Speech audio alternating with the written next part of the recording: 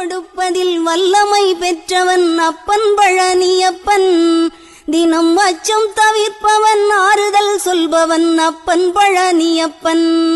கள்ளங்கவடம் இல்லாதவர் தம்மிடம் காவலில் நின்றிருப்பான்.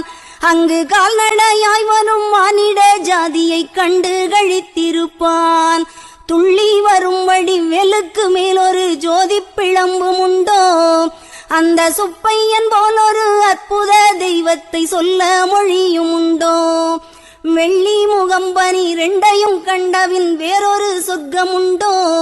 ஆண்டி வேஷத்திலாயினும் வீரத்திலாயினும் வேலனை வெல்வதுண்டோ? சித்தர் வணங்கிய சேவற்கொடியோனை சேர்ந்து பணிந்திடுவோம்.